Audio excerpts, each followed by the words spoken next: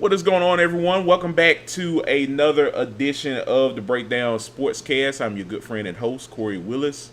Hope everyone out there is doing well on a Sunday. Hope you guys enjoyed week 4 of the college football season. And hopefully you guys out there are hanging out with your family, watching some NFL football, all of that. And just, having a swell day. As always, guys, we appreciate you guys listening in on the show. You know where to find us. We're on multiple streaming platforms and social media applications. If you want to find us on social media, you can find us on X, Instagram, and TikTok. You can just type in the BD Sportscast, and you can find all of our content there. If you want to listen to the podcast version of the Breakdown Sportscast, you can listen to us on Apple Podcasts, Spotify, Amazon Music, wherever you get your podcasts. And, of course, if you're watching our lovely faces on YouTube and Twitch, we appreciate you guys. You can always watch our live streams every Sunday here on our YouTube channel and on our Twitch channel as well at Breakdown Video Game Cast, where Chris and I are playing some video games with you lovely folks out there. So yeah, definitely like, comment, and subscribe to all of our platforms that we're on. It's definitely important for Chris and I as we build this community, and it definitely helps, guys. So be sure to do that as we keep growing. And one last thing, I'd like to appreciate you guys on our 100th episode, of course. I think it's definitely great that we've gotten to this milestone, and let's keep the good times rolling, guys. One thing I will add, let's see if we can. I think we're at 18 subscribers right now. Let's see if we can get to 100 subscribers on the YouTube channel. If so, what we will do, what Chris and I will do, we will work towards having everyone that's made it to 100, that's helped us make it to 100 subscribers. We will put your name in a raffle for a potential winner, and that winner will get a T-shirt, personally from us, with the school of their choosing. So, yeah, I think that would be a great thank you for you all being a part of the Breakdown Sportscast. And yeah, I think that's a great way for us to build a community and give back to all you lovely folks out there. So yeah, we very much appreciate you guys' support. Yes, As a, sir. yeah, It will pain me to contribute to an Ole Miss or a Alabama T-shirt, but you got to do what you got to do sometimes. We'll see how everything plays out. yeah. Look, sometimes you gotta make those sacrifices. It's like it's like on the movie Him, which I haven't watched yet and probably won't because I'm a scaredy cat. What are you willing to sacrifice? In the words of Marlon Wayans. Hey, so that's the sacrifice we're willing to take. But for real, though, we love college football. We appreciate you guys, and so it's the least we could do. So yeah, definitely run up that subscriber count. Tell everybody, and we'll definitely once we get to that point, we'll let you guys know, and definitely comment, and let us know who you're rolling with, and we'll definitely put you guys in the raffle, and see who ends up getting the T-shirt. Absolutely. So I think that'll be a fun thing as we continue to grow this community, and I think it's a great opportunity for someone to get some more swag in the closet, and Exactly. why not get some nice duds that you can sport with your favorite team on it. So yeah, Exactly. so yeah, definitely, guys. Of course, subscribe to our YouTube channel, and yeah, we can't wait for that to happen, guys. As a thank you to us, you guys are very supportive with the show. So yeah, Glad to have you guys back on the show. You know who I'm with. You just heard him. With my good friend and co-host. He is Chris Bolton. Chris, what's going on, man? Nothing much, nothing much. Just sweating out these fantasy football games, but otherwise, everything is good my way. That's good, man. That's good. Look, it's nothing like a good old sweating of your fantasy league that try to squeeze out the week with a victory. Yeah, Yeah, man. Keeps on your toes, man. Yeah. I would say it's fun, but it really ain't. This is really torture. But it is what it is. I sign up for it every year, so hey, we here. Yeah. I mean, me and you both. You probably come at it in a different way. You have a lot more stakes on the line. With the fan duels in the world and all that. But yeah, we do it for fun for the most part. Get to see if we make the right decisions. It's like being a head coach, of course. Making those right decisions, and you have to roll with the punches each and every week, Chris. I think it definitely gives a lot of us, fantasy football fans out there a little taste. I guess just a little taste of what it's like to be a head coach.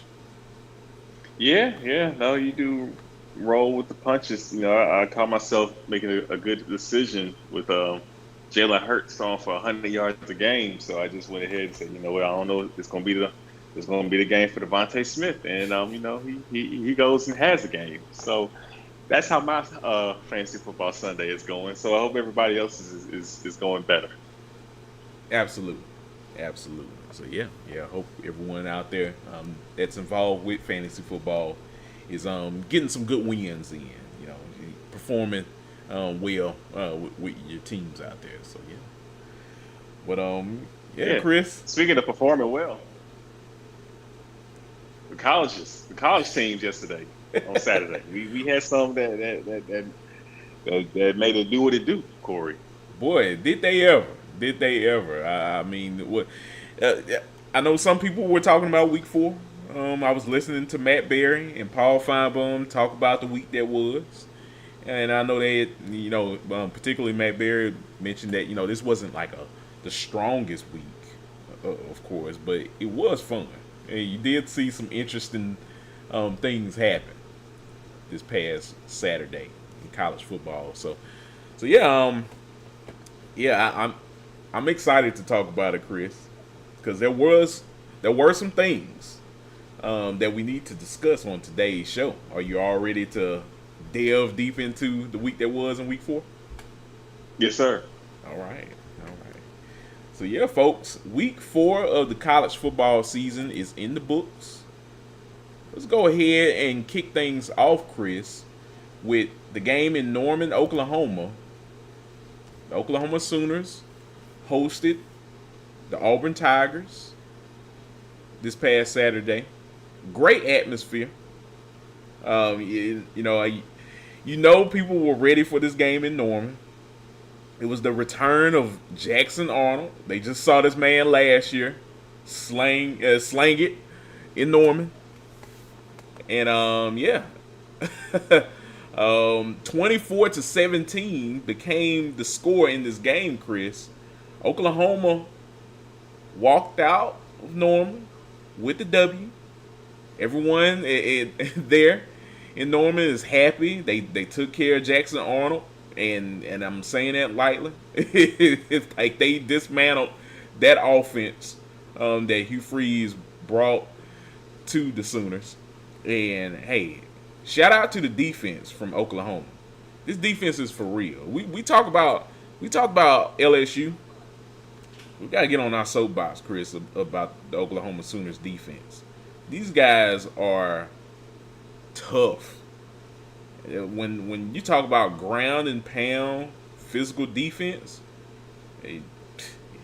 if we had a thesaurus, a college football thesaurus, Oklahoma's defense needs to be right front and center. They probably need to tell LSU to step aside because we have one of the best defenses in college football.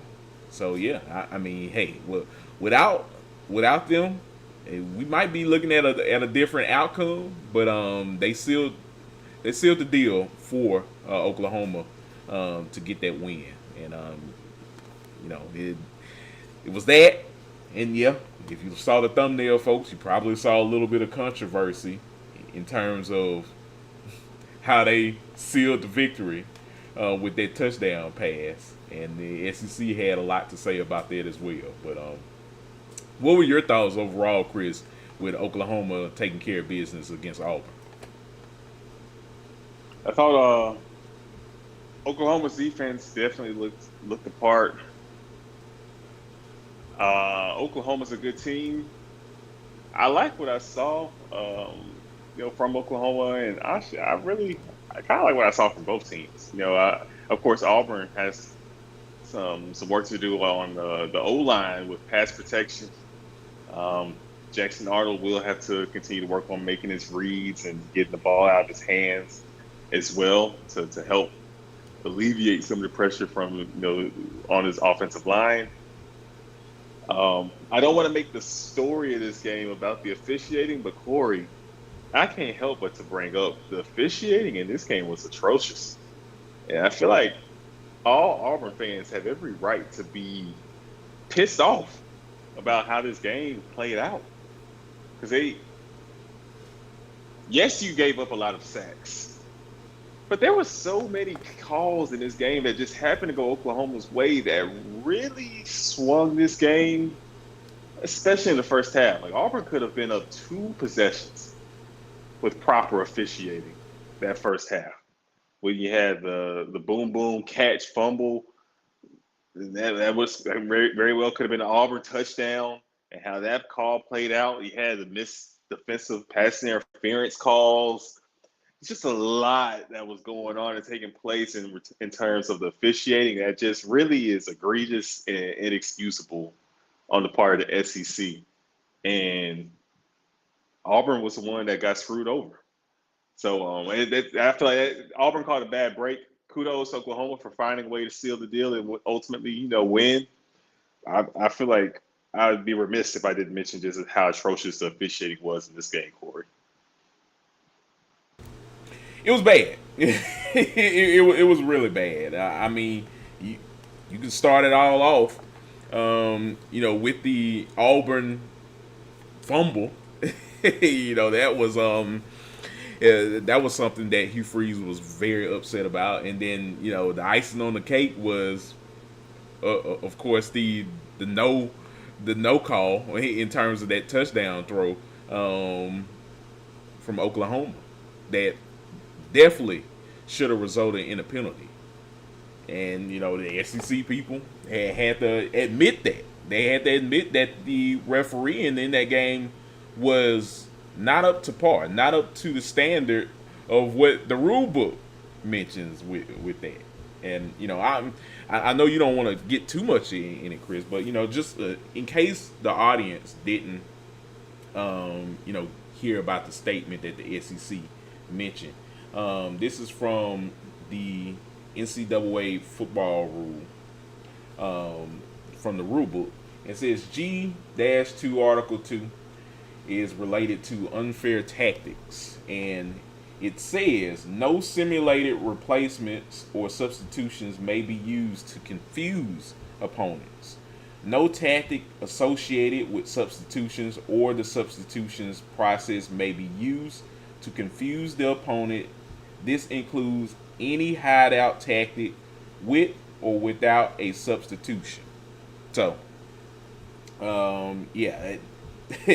pretty much, they mentioned that head on that you're not supposed to do that on the field, and that pretty much has them also saying in the rule, if properly officiated, the second down play should have resulted in an unsportsmanlike conduct penalty of 15 yards assessed from the previous spot. Appropriate accountability will be applied without additional comment. So they already are saying that they're going to handle that with OU after they've won the game against Auburn. So what that punishment will be, we will see.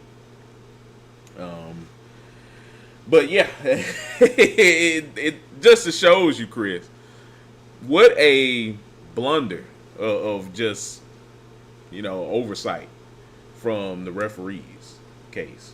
And hey, look, they, I know coaches all the time, they get fined from when things aren't called from the referees. This is something the referees they can't hide from in this one. This directly on them. Yeah, it would be one thing if it was just one mistake. I mean, it was just so many, just a bevy of mistakes from the officials in this game from beginning to end. And so it's tough. It's tough, man. I'm sure if you were an Auburn fan, it felt like it was probably 11 against. I don't know how many officials do you have out there. Is it four or five? Felt like it was 11 against 16. I mean, it was you couldn't catch any breaks. So but that's why they tell you gotta win the game in a fashion to where it doesn't come down to the officiating.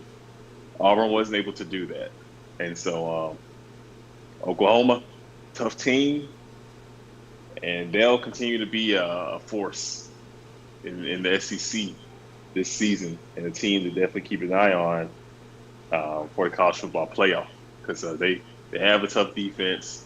You have a dynamic QB. You got the pieces to be a problem and to ultimately compete with anybody. So Oklahoma's in good shape going forward, Corey. They are. So yeah, I mean, hey, hats off to them. It wasn't clean. I'm putting that lightly. The win wasn't clean, but hey, they still got the dub at the end of the day, and that's all that matters to Sooners fans out there. And I know Brent Venables can wipe the sweat off his forehead and say on to the next one. No, exactly. That is all that matters. So yeah, it is. Like you said, kudos Oklahoma, the OU.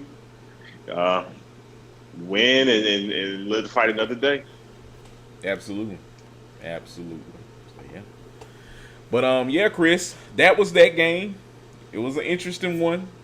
Like I said, the defense they were swarming to Jackson Arnold. They didn't give Jackson Arnold any time towards the end of that game to even remotely make a play to get them back in it. And that safety is what sealed the deal in it. So hopefully Jackson Arnold can bounce back from this one.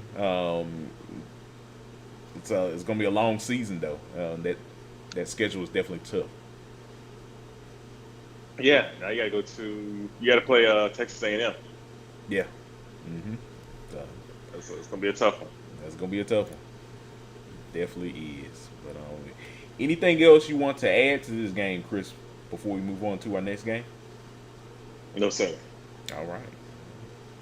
Well, moving along on to week 4.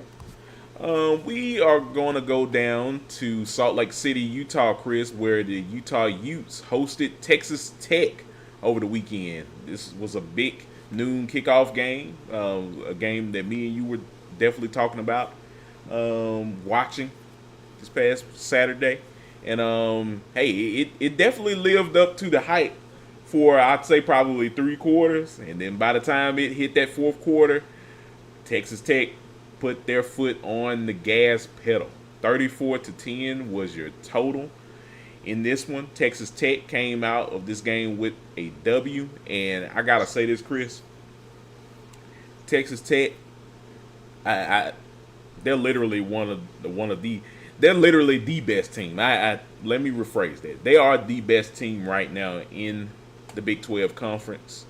There's no ifs, ands, or buts about it. And hey, now that they've taken care of a Utah team, there's still a lot to be done. They definitely control their own destiny, and I think they have the team to do it. Unfortunately, Barry Morton had got hit with a targeting penalty in that game. And what did they call it targeting? I'm not sure if they call it targeting, but it should have been if it wasn't. But he was concussed. Yeah, They yeah, knocked him out the game.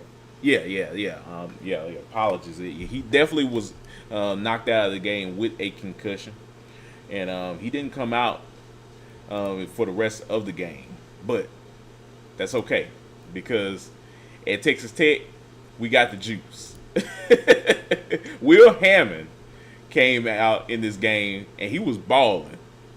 Like there was no drop off from Texas Tech. Man, they step up. Yeah, I know. This man, he ended the game. He was 13 for 16, 169 yards, with 2 touchdowns, no interceptions. This man looked like he was QB number 1 instead of Barry Moore. Mm-hmm. So overall, Texas Tech, they took care of business at Utah, and yeah, like I said, Chris, this team's riding high right now. They are the best team in the Big 12, and we'll see what happens with the Red Raiders moving forward, and hopefully we get a healthy Barry Morton back. Yeah, yeah. No, Texas Tech, great game by both the offense and the defense. The defense held it down for the majority of the game, so the offense caught up, and it really started when Will Hammond got into the game. Um, I'm curious to see how things play out. I know Morton is the guy, but Hammond was making special throws. Like this wasn't your normal backup QB situation. He looked better than the guy that was starting ahead of him. I mean, he was putting balls on the money, making it was either his guy was going to catch it or nobody, and his guys were able to make the plays. Texas Tech defensively, the linebackers are out here catching one-handed interceptions. I mean, this team, top to bottom, Corey, easily in my eyes, one of the 10 best teams in the nation. I think you can have a conversation about them being one of the 5 best teams in the nation based off of how they played week in and week out. This team went on the road in the hostile environment, was unfazed, and Tech is in prime position to make the playoffs. I'm very, very impressed with what I've seen from them. And whether it's Morton starting, even more so, maybe Hammond. You don't want to necessarily crown the guy just because the defense didn't get to prepare for him exactly per se. But I'm confident no matter who is at QB for Tech, based off of what I saw in that second half from Will Hammond, Tech is offensively will be just fine, regardless of who's quarterbacking, who's running the show. So the Red Raiders, they're in good shape. Get your tortillas ready out there in Lubbock, because you'll be throwing them in the air all season long. This team is the truth. They are legit. Yeah, they're really good, Chris. I have to say that. I think everyone pretty much gave them credit after that win yesterday. Um, yeah, I mean, how could you not?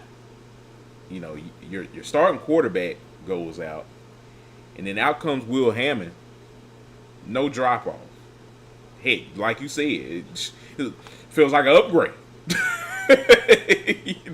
And hey, most teams can't say that. Most teams can't go out there and say, "Look, starting quarterback goes out. That's okay. Let's upgrade some more." Like, that's hard to come by, No change especially in in college football. Yeah, they could continue. They could do everything they want to do with Morton, with Hammond. There was no change in what they did. No change. That's impressive. That's definitely impressive. And hats off, to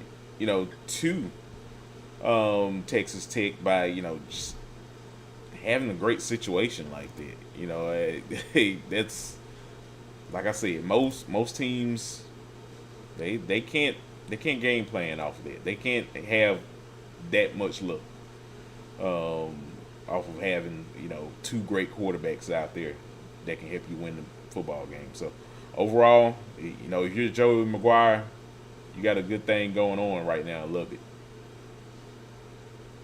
Yeah, yeah. No, Tech is Tech fans should be happy. You have a great coaching staff because that's a testament to Hammond and his preparation, but also a testament to the coaching staff for having your backup well versed, ready to go on the road, hostile environment, first conference game of the season, in a game that is honestly a must win for positioning to win the conference. You're not normally going to get an at large team out of the Big 12. You might, but you want to be the team to win it.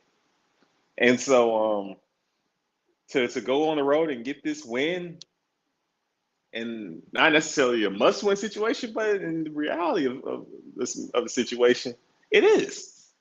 And you made it happen.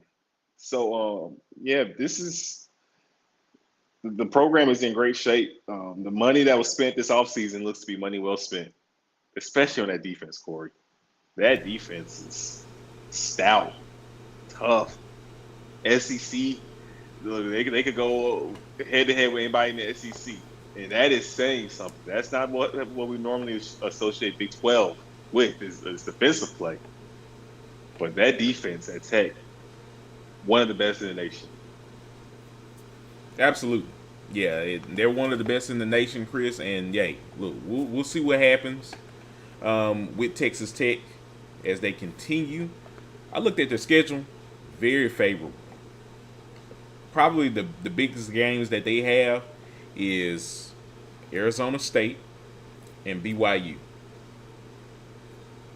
Like, everybody else is pretty manageable. And hey, if they can handle their business, they will be in the Big 12 championship on the cusp of getting that top 4 playoff spot. Mark my words. Right. So, hey, like I said, hats off to Texas Tech. Hats off to Joey McGuire. They look, everything that they said in the offseason, in the preseason, they're backing it up. This team's for real. And the country should really eye this Red Raiders team. Because they're coming. Yeah. They're coming for everyone. Yeah. No, yeah, that's a take away what Coach Prime be saying, but Texas Tech, hey, they coming. That's for sure. Exactly. So yeah, got to give credit out to Texas Tech. They're balling right now in the Big 12. But anything else, Chris, you want to add to this game before we move on to our next game? No, sir. All right. Moving along, we will go to Indiana, Chris. The Hoosiers brought in the Fighting Illini of Illinois.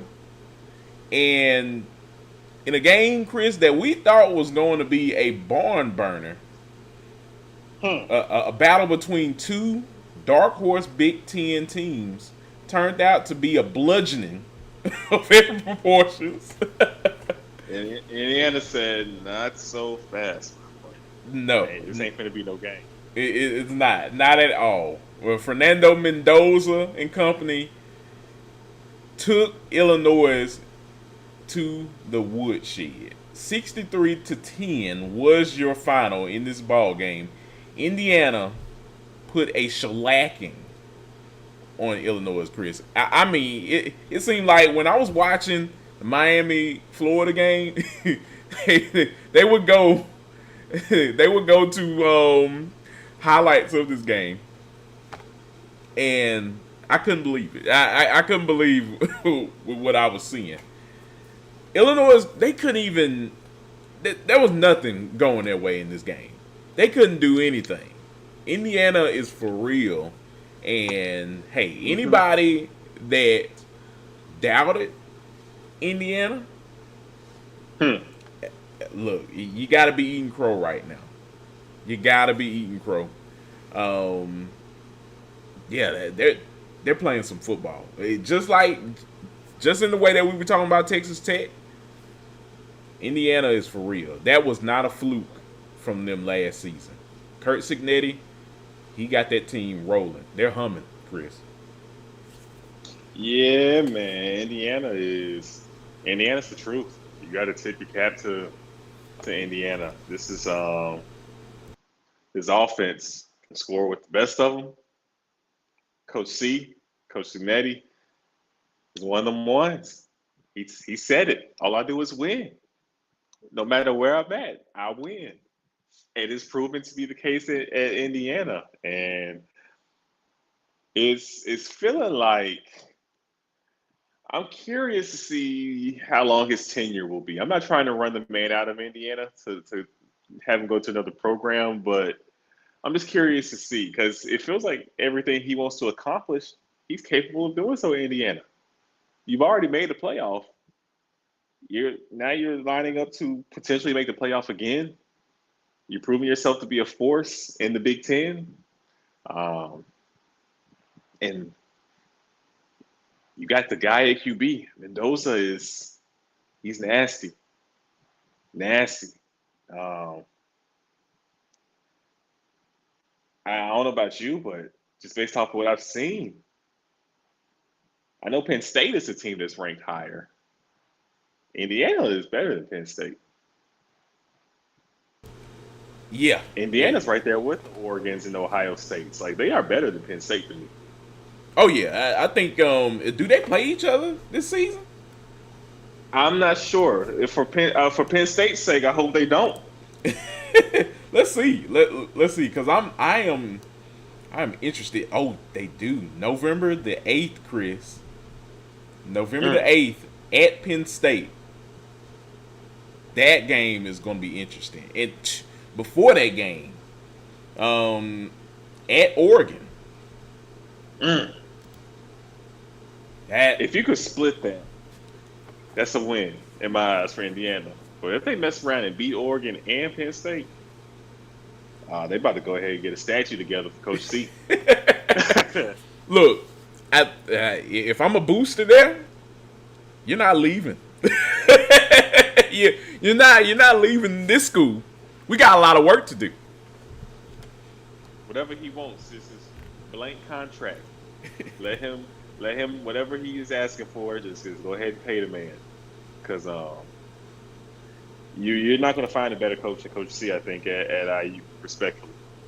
Not at all. Not at all. What he's doing right now, Chris, is amazing. And hey, look, they're balling right now. They're not just exceeding their expectations. They're blowing the roof off their expectations. They're doing way more than what a lot of people had expected them to do. And hey, that credit goes all to Kurt Signetti and his staff. They've done an exceptional job, and hey, the sky's the limit for this Hoosiers team this year, Chris. I think they can do some big things. Definitely, definitely. I'm curious to see how Illinois bounces back as well. A loss like that really hurts when we talked about how they built towards the season, and you get Ramshack just beat down on the road. Uh, Now it's time to find out about this team's mettle and what the matchup to find out about Illinois. Because now you got to play USC. And I don't think USC wanted to see Illinois get beat like that. It's the old trap game now, Corey, where the team is desperate after getting beat down. They got to take out their anger on somebody, and that happens to be USC now, who is a team trying to make a name for themselves. It has been playing some solid football. So that's going to be quite the game coming up this weekend. I agree with you. Yeah, yeah. This is going to be an interesting ball game between two teams that are trying to break through in the Big Ten. USC, Mm-hmm. they've been quietly winning, Chris. I watched a little bit of Mm-hmm. that Michigan State game. Looked like Michigan State, was trying to make a comeback, but Lincoln Riley said no. We're not gonna let we're not gonna allow you to do that. And hey, they they've been quietly doing work, They play good handling their ball. Yeah. business. Yeah, I like their quarterback. It's going to be an interesting ball game, Chris, between Illinois and USC. If I had to pick someone, I'm not going to count out Jaden Maava and the Trojans. I think they're looking good right now. It's gonna be a fun one. So both of those teams, a lot is on the line in that game. Hmm. But it's just another weekend of Big Ten football. Big Ten has proven itself. The SEC gets all the headlines, but the Big Ten is quiet. It's kept producing national champs. Right there, you can say the Big Ten is equal to the SEC, if not superior. With especially when you look at the final results and what's taking place, who's hoisting the trophy at the end of the season. The Big Ten is making up for some years where it was all SEC. It was winning national championships, but the league has gotten better when you're pulling the USC's and the Oregons of the world to the conference. So now you got the Illinois and Indiana's elevating their play. So the Big Ten is legit. And so I'm curious to see how Indiana continues to play ball, because that team we saw on Saturday, they play on that level week in and week out. It's gonna be hard pressed to find somebody to beat them. Absolutely, I agree with you. So yeah, I can't wait to talk about that game, Chris. I know that's going to be on the docket for our predictions in Week 5 of the college football season. Mm-hmm. Two desperate teams. I can't wait to break that game down. Nothing like desperate football, Corey. Nothing like Desperation football. Nothing like desperate football. Yes, sir. Yes, sir. But anything else you want to add to this game, Chris, before we move on to our next game? No, sir. All right. All right. And we will move on to our final premier game, Chris. South Carolina versus Missouri. Gamecocks came to town to Columbia on Saturday night. 29-20 was your final in this game. Missouri and that potent rushing game. Hardy, this guy, he's like a bowling ball, Chris. You can't take down Ahmad Hardy. Ahmad Hardy, Jamal Roberts, these guys are balling. And can't forget about the quarterback, of course, Bo Prabula. He's been balling as well. 16 for 27, 171 yards, a touchdown. He did throw an interception. Lenore Sellers, he was 18 for 28, 302, with 2 touchdowns. So it was a tight ball game, Chris. Tightly contested ball game, but there had to be a winner at the end, and Missouri came out of this game with the W. Very impressive win by this Missouri squad. And hey, now you're still riding high. You're 4-0. You gotta win in conference play. If you're Eli Drinkwitz, you're definitely happy, and he definitely was. They were talking to him after the game. It's just a great, just a great amount of enthusiasm by Eli Drinkwitz by getting a big win in the Governor's Cup. So yeah, what do you think about this win, Chris? Because this was a game that it was a toss up. I say from the both of us, either team could win this game, and look, we saw it from the final score. Both teams definitely had an opportunity to come out of this game with a victory, but in the end, it was Missouri. Yeah, yeah. I feel like Missouri took care of business. It was a little bit of a toss up, but I've had my question marks about South Carolina, and I'm curious to see how this team responds as the season continues because you're back-to-back losses. A team that was coming in the season with so much hype. Everybody talking about Lenore Sellers and crowning him the next number one draft pick in the NFL draft with this skill set. You lost two conference games. Lost to Vandy, lost to Missouri. It don't get any easier in the SEC. So, what is South Carolina made of? Everything was all fine and fun last season. Now the expectations and the spotlight is on you this season. Can you answer? And then for Missouri, credit to the Tigers, man. Drink. He does it again when it comes to the recruiting trail, Corey. Whether it's in the portal, he finds these guys, these gems. Bo is the truth at QB. Hardy is a future Sunday player as well. Um, you can argue he's been the best running back in the nation. You can't tackle him. He can't be stopped.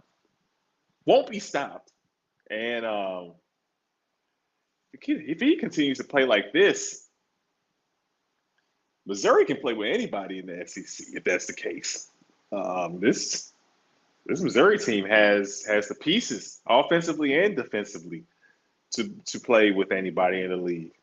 So I'm very impressed by what I've seen from the Tigers, and this is coming off, where they lost a lot of talent, and we had questions about how good will Missouri be, and they have answered those questions. They look like they will be a team that you have to contend with every Saturday. I'm not necessarily saying they'll win the SEC, but I ain't saying they necessarily won't either. They can be in the mix and make a name for themselves to possibly be a playoff dark horse. Absolutely. Yeah, like Eli Drinkowitz, he has this team rolling right now, and they're a scary football team. I'm not gonna lie. Like they can run the ball. He mentioned that. Yeah, Eli definitely mentioned that. Teams that can run the ball and play some good defense at the end of this game, they can be a good team, and that they were going to win the ball game, and he meant that, and they did. And look, it just goes to test on how well he's built this football team, how well guys have been performing as well. Bo Prabula, he was a guy that was at Penn State that he didn't want to leave Penn State. He said that openly, and look at him now, riding high right now, 4-0, 1-0 in conference play at Missouri. And hey, if you're the people in Happy Valley right now, you're probably looking at Bo Prabula right now and just being like, yeah, what would we look like? What would we look like right now? We had you. We missed you, folks. That's what they're saying because Drew Allar hasn't been too hot this season, Corey. No, he hasn't. Yeah, He has not. he hasn't been the guy that we anticipated seeing. Not to say he can't be, not to say things can't get any better, but they haven't been up to par so far. But both exceeded expectations, and honestly, you ask some people in Happy Valley, the Penn State fans, he's been everything they expected him to be because they were sick when he transferred. Yeah, yeah, they have every right to be too.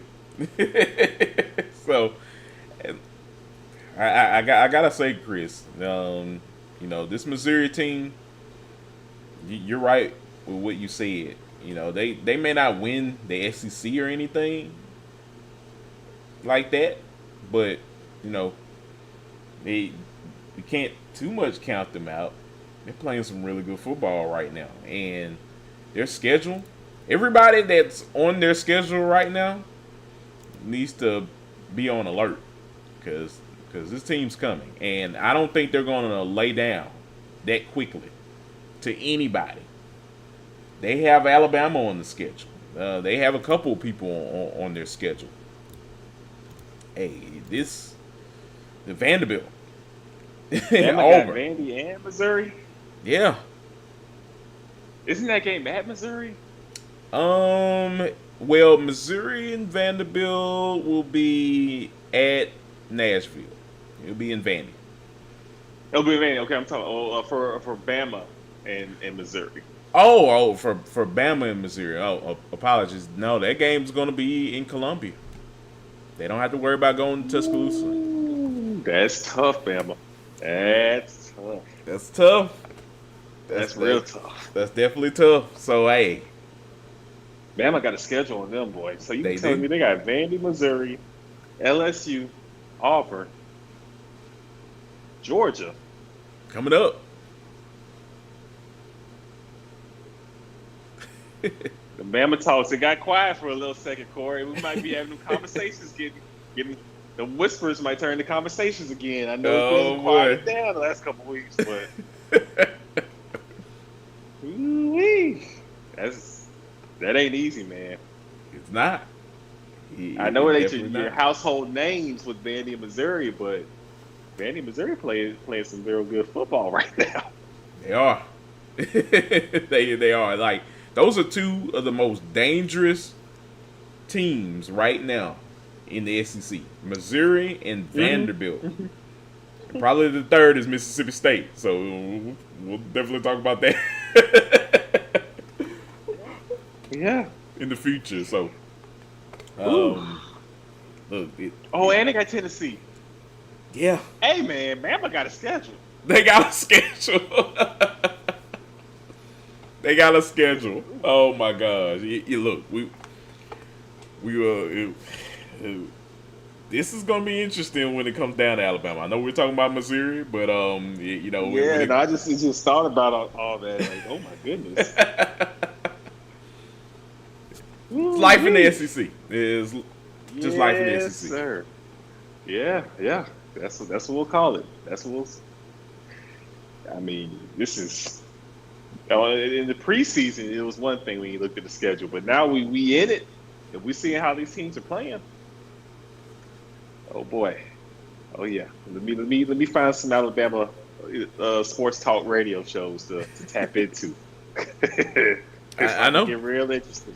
I know, and I'm sure starting this week they're going to be talking about Alabama and Georgia, of course, a lot in terms of what the people in T-Town are going to think if they don't win that ball game, and then you have to go against a team like Missouri. So, yeah, definitely just a whirlwind of mess that could potentially happen in Tuscaloosa if the Crimson Tide don't handle their business against a lot of these teams, Chris. Oh yeah, hey, good. Well, Godspeed to you, Roll Tide fans, Alabama fans. Yeah, it's about to be a season. We ain't talking about Ole Miss. Good way or bad way. Yeah, it ain't gonna be a good season for Ole Miss, but it's about to be one of them seasons. Boy. One you will either remember happily or hope to forget. Yeah, agreed. I agree with you, my friend. So yeah, man. A big win though for the Missouri Tigers. 4-0, 1-0 in conference play. Like I said, Chris, and we'll see what happens with the Tigers as they progress throughout the season. Yes, sir. Yes, sir. Anything else you want to add to this game before we move on to our next game? Nah, we can keep it rolling. All right. Well, now, folks, we are going to go into a couple of other scores that happened in week 4 of the college football season. We are going to go ahead and talk about this game, Chris. Miami hosted Florida. 26-7 was your score in this ball game. It was a defensive affair because that's all Florida has to bring to the table. In terms of the offense, they don't have anything to bring to the table. Just another lackadaisical performance from DJ Lagway and the Florida Gators, Chris. Mm-hmm. What were your thoughts about this game? Because it's just more of the same at this point. It is more the same. I mean, the defense is the truth. Florida has a really good defense. you know, one of the better defenses, I would say, in the country. I think this is a top 25 unit, Corey. Like the defense is very well coached. Kept a Miami offense at bay for the most part for this ball game. Um, the offense is just atrocious. It's high school level. This is this is terrible what we're seeing from this offense with the players they have. I mean, you got a Eugene Wilson.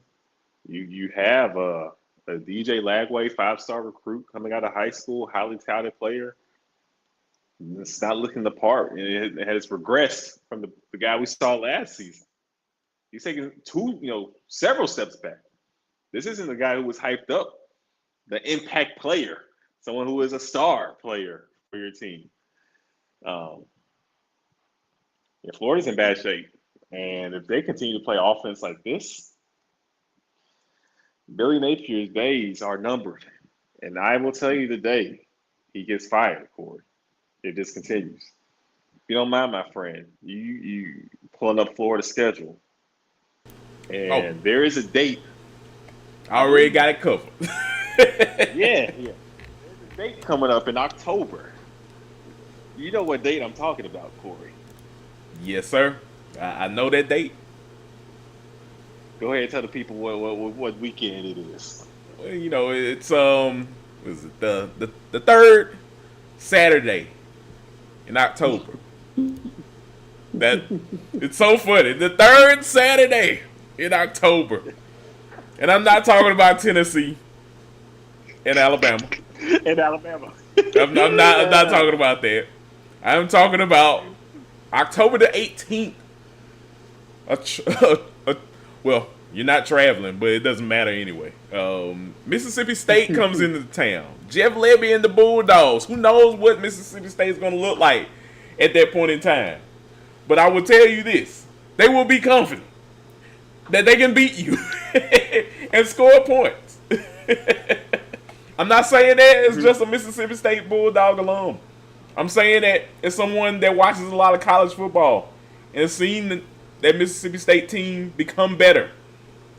That is not the same Mississippi State team that you saw last season, folks. Right. Team right now is 4-0. They have a date with Tennessee in Stark Vegas next week. We'll talk about that game. Yeah. Lose that game in Gainesville. Lose that game, and See what October happens. 19th, there will be a tweet from Pete Nakos about about Florida in search of a new head coach. Because on the trajectory that this team is on, that'll be the last straw. It doesn't matter what kind of team Mississippi State has. You lose to Mississippi State in Gainesville at home. That is a death sentence as a coach of a blue blood of a school like a Florida, like a Alabama and LSU. The teams of that caliber. You lose at home to Mississippi State and you're having a disappointing season, and you've already had a disappointing tenure. You're below 500 now as a head coach at the University of Florida. You ain't gonna make it, buddy. That's gonna be his last game. So Florida, you got a few weeks to get your act together. Please get it together by the time Mississippi State comes, because if it ain't together, it'll be rectified one way or another. Jeff Levy and squad will make sure that you will get it together. You'll get some backfire. I'm not talking about for you, Billy Napier. I'm talking about for Florida. Oh man, but it's tough, man. That's how it's looking. It's tough for Florida, and then if you're Miami's in great shape. Yeah. It looks like once you play Florida State, that the vibes are back for that game, Corey. The vibes are back. We got a real Florida State Miami matchup this season.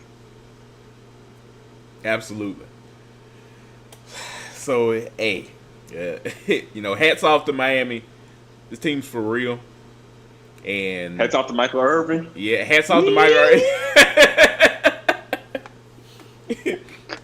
Hats off to Michael Irvin. Like, look, I thought they only had one mascot for the Hurricanes. Clearly, they got two.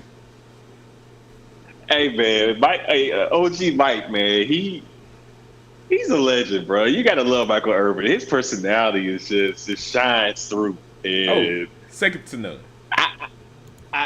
I don't want to see Miami football game without seeing Michael Irvin on the sidelines. I hope he travels to every game this season, home or road, because he brings the energy. He definitely does. He definitely does. So yeah, hats off to Michael Irvin and his Miami Hurricanes. The U, they back. They are Yes, back. sir. You was back. Yes, sir. Yes, sir. And one other thing I noticed, Chris, after the game, Miami football players were in the locker room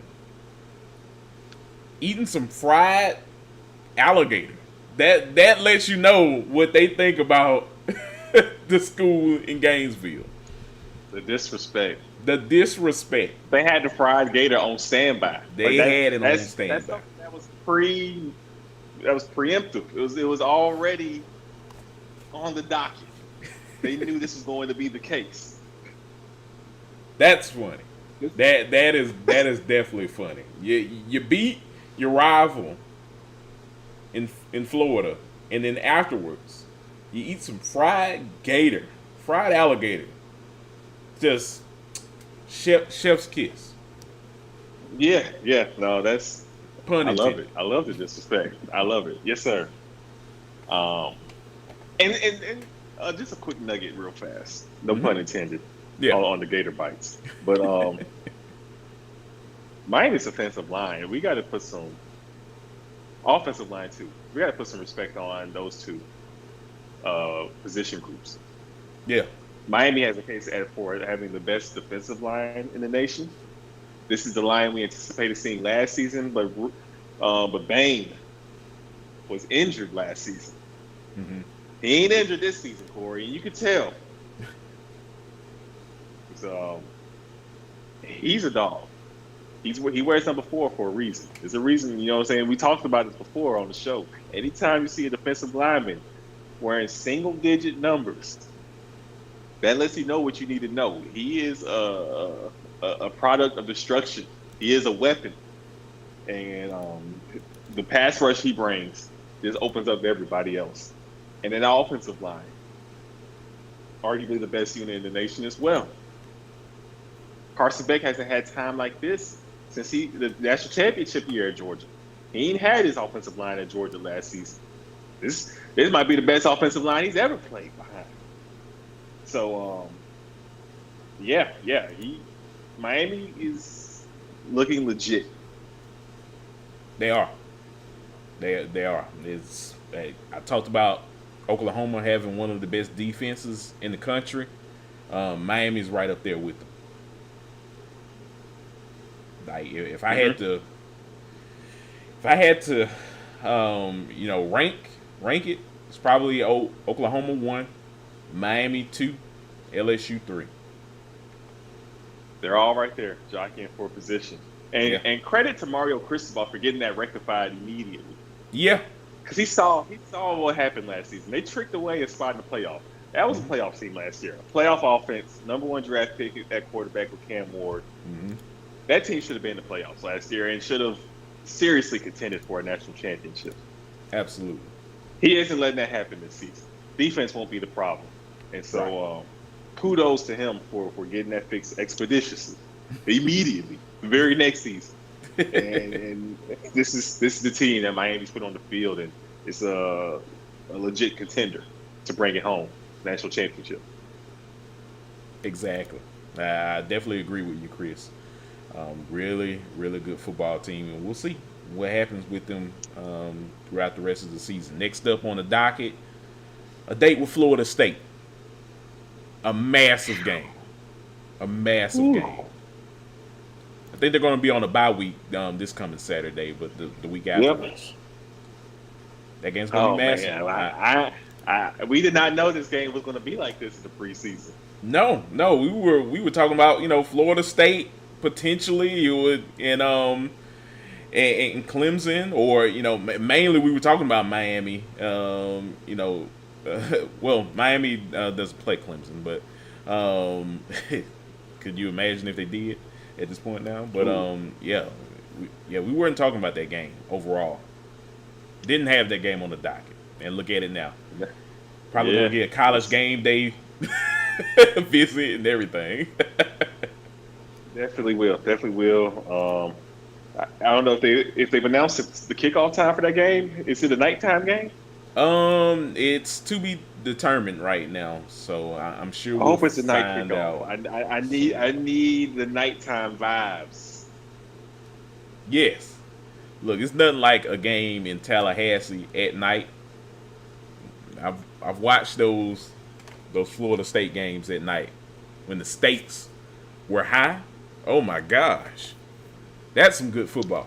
That's some good ACC football. That's the kind of ACC football I miss. That's the pinnacle of ACC football. That's as good. That's as good as it gets. Yeah, I agree. So hey, we get to restore the feeling with a game like this in a couple weeks, Chris. And then let the game be on ABC too. That'll really restore the feeling, because that game was synonymous with ABC for us growing up as kids. Like there was never a Florida State Miami game that wasn't on ABC. And you remember the graphic? It was like red and yellow. The red and yellow graphic. You had a little scoreboard bug that had the black, red, and yellow in it. Yep. Yeah. We need those vibes back. We need this one on ABC. Exactly. So yeah, man. Go ahead and cue that up for us, ABC, ESPN. Get that cooking for us college football fans out there. We want it. We want it. And you want it too. Yeah. I mean, they want it. Just gotta have them to, publicly admit it. That's all you gotta do. Oh man, but yeah, I can't wait, Chris. Should be a fun one indeed. Yes, sir. So yeah, moving along, Chris. Michigan and Nebraska. This game was in Lincoln. 30-27 was your final. Michigan squeaked out of this game with the W. And hey, I gotta give a shout out to Nebraska. They tried really hard in this ball game. Got that late game, that late touchdown before the half. Man, that was Nebraska. That was a great play. But boy, if you were a Michigan Wolverine fan, you probably looking at that play like, what the hell happened? What the hell? Yeah. He was definitely ticked off, but you found a way to win. Yeah. You leave Lincoln with a win, and tough on Nebraska. You needed that one. You really needed to win that one. Oh yeah, you definitely needed to win that one. And like Nebraska is, they're trying to, get over the hump, get people to believe in them again. And hey, they tried their best. I'm not gonna say that Nebraska is, low on the totem pole Big Ten team. I think they definitely still have some opportunities to be a really good football team this year. But they definitely wish that they had this game back to potentially win it. Yeah, for sure. But if you're a Michigan fan, you're happy. You did what y'all do. Yeah. Find ways to win. You got the running game going with Bryce Underwood. Mm-hmm. Uh, How about Justice and Haynes? This man is a baller. bad man.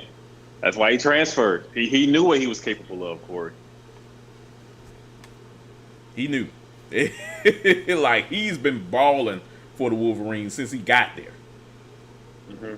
Mm-hmm. and look, if Michigan can find a way to still, keep their name out there, it's definitely going to be through him. And Yep. you want to keep that guy with fresh legs each and every week.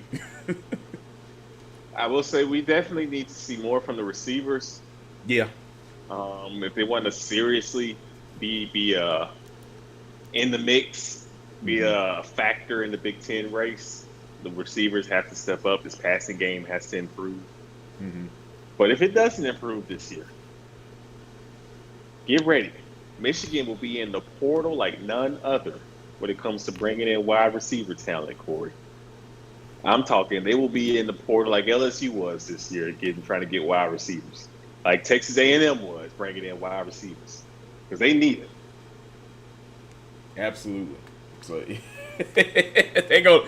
Hey, look, if I just see that Michigan Wolverine logo on 247 Sports on like tons and tons of transfer portal wide receivers, I know why. Yeah. That booster money is gonna be boostering, and they are gonna be boostering for wide receivers, Chris. I'm telling you. So they'll have to figure out ways like they always do, like they have been doing, of winning games because they tough up front. They got the runners, the rushers with Haynes and Underwood, but I feel like this team's ceiling is kind of capped this year. But who knows? You found a way to beat Ohio State last year with a terrible team in Michigan standards. The team was inept offensively. This team is an even better team offensively this year. So who knows what can happen with Michigan? But good job getting the win. Any road win in the Big Ten, you'll take it. You'll take it. You'll take it. In that league, you'll take any big win you can get. Because there's not many of them. Exactly. It's tough. It's tough. It definitely is. But yeah, Chris. Yeah, great win by Michigan, and we'll see what happens with them moving forward. So yeah, last game before we move on to Chief of the Week for Week 4. Mm-hmm. Tulane went to Oxford, Mississippi, Chris, and guess what? They found out. they effed around, and they found out that Ole Miss wasn't playing around. That Trinidad Chambers wasn't playing around. 45-10 was your score in the ball game, Chris. Ole Miss is now 4-0. Mm-hmm. And hey, they got a date with LSU next week. At Ole Miss, right? It's at Oxford. Yeah. In Oxford. Going to be a massive game, Chris. Massive game. Can Ole Miss do it? Can Ole Miss get revenge, get sweet, sweet revenge on the LSU Tigers after pretty much having the game last season? They had them on the brink of losing in Baton Rouge, and then LSU came back, near the end. Gary Nussmeier said not so fast. So what can Ole Miss do this season in Oxford against the LSU Tigers? I know this. I know what to say about this game coming up, Chris. Lane Kiffin, he's going to have a game plan. Because anytime he's playing against LSU, he's going to make sure. He's going to make sure to tell you to get your popcorn ready, because that's what he's going to do. Yeah, man. Ole Miss is looking great with Trinidad at quarterback. This is officially his job. Oh, yeah. Austin Simmons. You're done. It was fun. You you were the guy coming into the season. You're not the guy anymore. You struggled against Kentucky, and Chambliss is coming, and he is taking his job, his quarterback position, by his hands, by the throat, and this is his. He took it, snatched it away. He's been dynamic, prolific, consistent. He's taking care of the football, and Ole Miss, they're looking like that team that we anticipated that they could be offensively. Now, can the defense hold up in conference play? We'll see. But if the offense is rolling like this, they can play with anybody in the league. You beat Georgia last year. You're right there with LSU. This team, we talk about Nebraska wanting to make a leap. Ole Miss has made that leap that Nebraska wants to make. Now the leap for Ole Miss is to go from being right there in the mix to being a legitimate playoff team. They have a playoff offense. Are they a playoff team? We'll see. But the offense is here, Corey.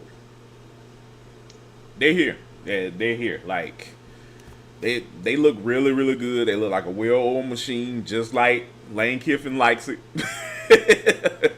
he wants his offenses to be thorough, fast, and explosive, and that's what we're seeing right now out of Chambliss. He's balling right now, and hey, sky's the limit for Ole Miss this year. Hey, if they can keep playing like this, they're definitely gonna threaten some SEC teams likelihoods of them making it into the playoffs this season. So hey, shout out to Ole Miss, shout out to Lane Kiffin. They're doing some good work right now. For sure. So yeah, failed to mention, Chris, as we're getting ready to wrap up today's show. As always, guys, we appreciate you all listening in. Feel free to like, comment, and subscribe, and let us know what was your favorite moments of the week in week 4 of the college football season. One other game that I didn't put on the docket that we can just talk about real quick before we head out of here: Syracuse and Clemson. Chris, I gotta say, this Clemson team, man, who knew? Who knew that they would be this all-time bad of a Clemson team? They're bad, Chris. And look, I don't want to take anything away from Syracuse, from Fran Brown. And this is a better Syracuse team than what we had initially thought it was going to be. They're really good, but in terms of Clemson, they're really bad. that's all I gotta say. Yeah, Fran Brown. Credit to him. Credit to Syracuse. Another coach like Coach C. He hasn't had the level of success Coach C has had, but Syracuse, boy, it's gonna be tough keeping him locked up and away from these other teams, because Fran Brown is doing a great job over there, and will be one of the hottest coaching names in the mix. His ability to coach passing, to coach the offensive side of football, and he did great work at Georgia, and he's carried it over to the head coaching ranks. And this team, you had the nation's leader in passing last season, and unfortunately, their starting quarterback, was injured in this game, but was having another great game passing the football, and was another one of the leaders in the nation in passing the football this season with a whole nother player. So he knows what he's doing on that side of the ball, and the Syracuse team, I think the backup will come in and continue to play well as well. I think Syracuse will looks to be a team that can give anybody in the ACC problems. And then you look at Clemson, man, it's falling apart, Corey. Um, it ain't looking good for old Dabo over there, boy. That seat, it's hot to the touch. I don't even know you want to sit down on it. I think you want to hover over it right now. Sure, I think I want to get some marshmallows, some Hershey's, Some graham bars crackers. and graham crackers, and make a nice roast because that seat is at the hottest. That is the hottest seat. That seat, boy. You can barbecue near that Yeah, seat. yeah. Put some good ribs on there, rib tips. I'm trying to tell you, boy. Hey, now you talking my language. Hold on now.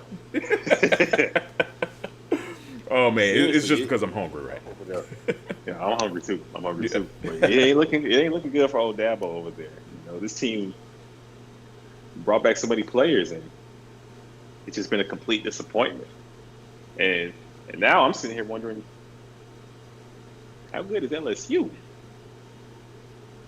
LSU, that win LSU had against them doesn't look too hot right now, Corey. No. I look. We've already talked about Gary Nussmeier and just the offense in general. Really, where is it at when it comes to the teams that matter? Are they really struggling that badly on offense? Because if they are against formidable opponents, you look at those games like a Clemson. You really start to ask yourself, who did you beat? Who have you beaten? Just saying. So that's one of the great things, Chris. These things, they always figure itself out at some point of the season. Things will We play the games for a reason. yeah, things will come to fruition. We will find out who you really are as you play the games each season. So yeah, that tough if you're a Clemson fan. You hear Dabo making all the excuses in the world. I know you're kind of tired of those excuses. I'm not gonna lie. I'm not a Clemson Tiger fan, but even I'm tired of the excuses at this point. You're not a good team. And how much more does the fan base, boosters, have to deal with, Clemson Tiger team that just uninspired, just getting out physical each I'll and say every this: they'll deal with it as long as Dabo wants to deal with them.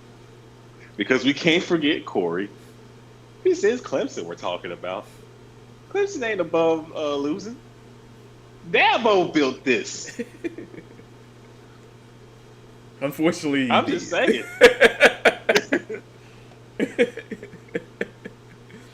I mean, The he fans might brought a not lot like of to hear that, but that's the truth. This is the house Dabo built. Yeah, the championships, the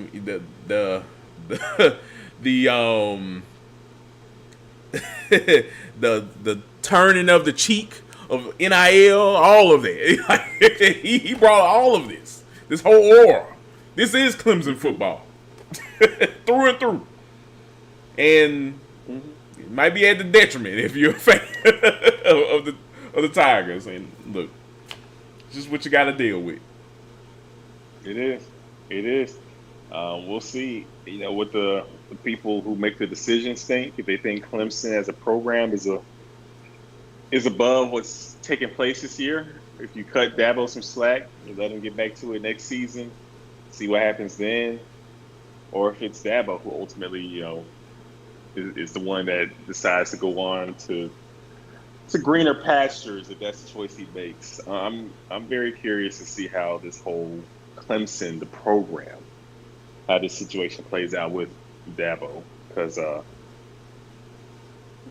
we got to give him his flowers. He's done some incredible things at Clemson, and it has been a struggle lately, but it's easy to forget what he did do and how much merit, how much leeway does that bring you, when you've done the things that he's accomplished. Because you could say You could say, arguably, he's accomplished the most out of all the active coaches right now.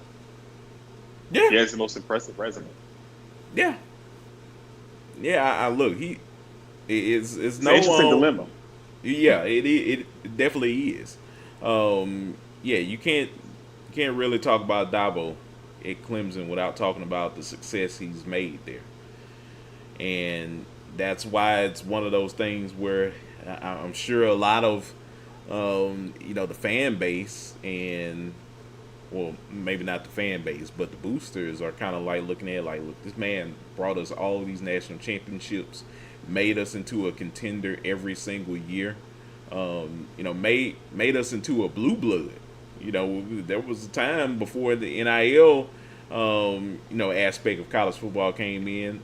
They were known as literal blue bloods of college football. They were up there with, the Ohio States, the Alabamas, the LSU's, the Oregons, whole nine.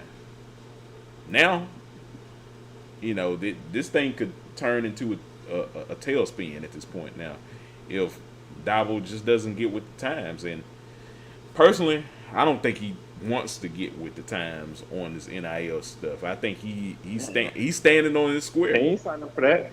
No. That gonna go. He gonna go down doing it his way. Yep. It's his way or the highway. Exactly. That's how. Hey, so yeah. Don't anticipate him hitting that portal, Clemson fans. He'll hit that transfer portal himself before he hits that portal to bring in players. He'll go somewhere else and do it his way. Exactly. So yeah, it's unfortunate. Unfortunate times if you're a Clemson Tigers fan, but hey, it's law of the land in the world of NIL. But yeah, Chris, had to mention that, of course, before we get ready to wrap up today's show.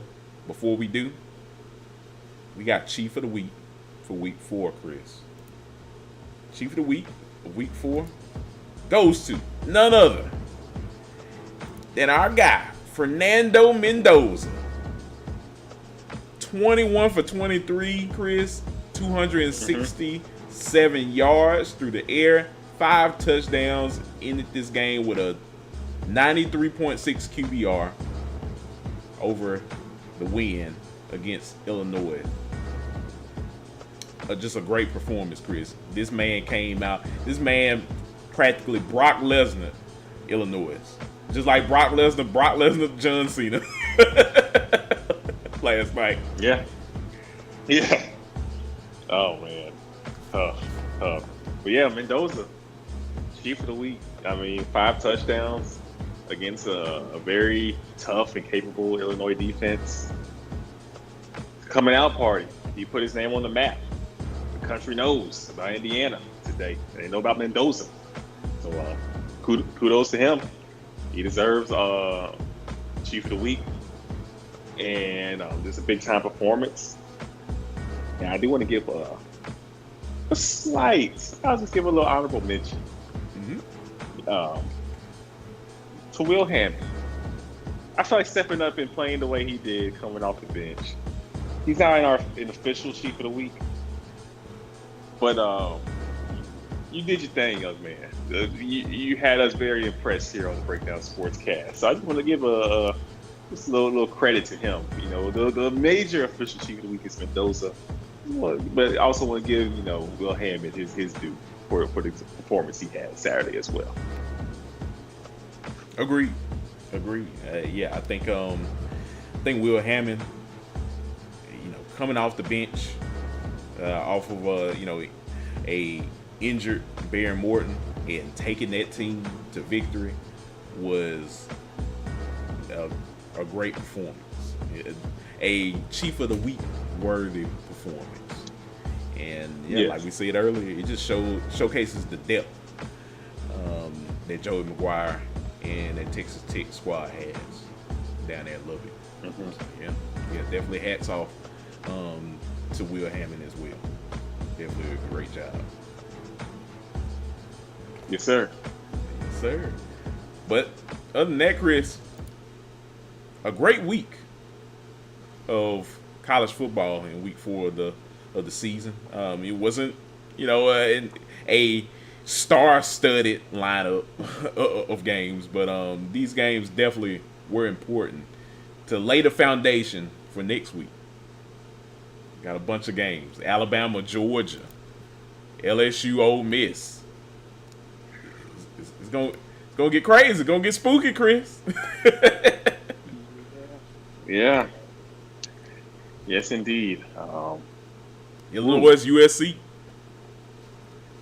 There's quite the games. Quite the games. I mean, can you imagine if Alabama and LSU lose on the same weekend? The reaction from those fan bases. That means the Alabama LSU game that's the game right there. Losers officially out. I think losers officially out, and coach might be out. It might be a loser go home kind of deal. You ain't lying. Especially for Brian Kelly. Yeah. The board, he's new. Brian Kelly, all the money LSU put into this team, you can't afford to get two losses like that. No. To lose to Ole Miss and to Bama. Woo-wee. Not at all. Not at all. Yeah. Not unless you want to see the pitchforks come out at you. You know. Right. To each their own. And those people, they ready. They ready to pull them out. Boy, they are. Both fan bases are ready to pull out some pitchforks. Boy, they stay ready. You got one guy and gal just like sitting on their couch, like just looking back at at the tape of each game, and they just shining their pitchforks, just like, don't let me down this week. Oh yeah, don't. You better not lose to Ole Miss, boy. You better not lose to Ole Miss. Yeah, they ready. There's definitely those fans that are sitting there waiting for an excuse to go off. Exactly. You know how it is. Mm-hmm. That's college football for you, baby. Look, that's what these coaches sign up for at the end of the day. You know, they sign up for the wins, the losses, the potential pitchforks being thrown at them. You might get a few crash outs. I mean, Auburn got to play A&M. You know, Tennessee fans gonna be ready to crash out. They lose to Mississippi State. It could be some. Somebody gonna crash out. Some fan base is crashing out next week. The Arkansas fans already had their crash out. Yeah, they done gave up. Look, I've been listening to Arkansas fans crash out after that abysmal loss to Memphis. Look, and you know, there's part of me that's like kind of feel bad for Arkansas. There's part of me that also feels a little vindicated, Chris. I said in my college football playoff predictions, I said Memphis has a shot to be in there at season's end. And now they're leading the way for the G5. Yeah. Look at in me. Prime position. I You said had it. been vindicated. You knew Arkansas would find a way to trick this game away, and that's what Arkansas does. They tricked it away against Ole Miss, and in Arkansas fashion, they tricked it away against Memphis. The prophecies has been written, Chris. Let's see if they could go out here and lock in a spot in the playoff. Just got some tough conference games, but because the American Conference ain't no joke, but they're in prime position. No. They are. So yeah, we'll definitely see what happens with Memphis moving forward, but definitely a big win over taking down Arkansas in Memphis. Yes, sir. So yeah, man. Well, Chris, another great show, sir. Always appreciate you joining in with me, talking about this crazy world known as college football. Before we get out of here, got some outros. Let the good folks know where they can find you on social media. Yeah, y'all can find me on X, otherwise, as I call it, Twitter. Forever Twitter in my heart. At Chris_Bolton_12. And on Instagram at Chris.Bolton_. Holla at your boy. Awesome. And yeah, Guys, you can find me on X at Listen to KSW, all one handle. I'm on there talking college football, professional wrestling. We had WrestlePalooza last night. It was a great event. Stephanie McMahon out of nowhere, became a recipient of the next year's Hall of Fame, WWE Hall of Fame, the first one. I was like, wow, we're already doing that in September.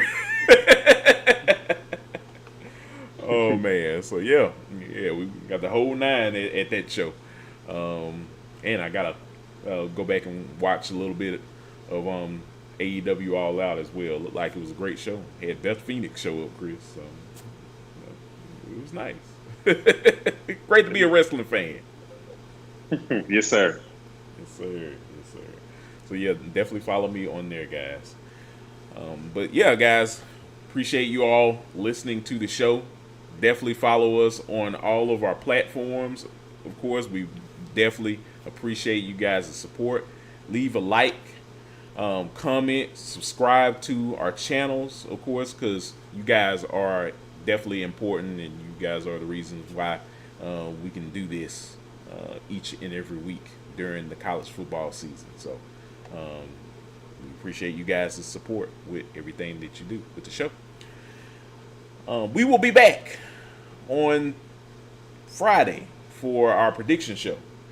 We'll be talking about week 5 of the college football season, breaking down some of these big games. It's going to be a big week. So Chris and I will definitely be prepared to go over a lot of those games for you before we head into the week. So yeah, definitely follow us then. But until next time, I'm Corey Willis. He's Chris Bolton. You are listening to the Breakdown Sportscast. We will chat with y'all later. Peace. Peace.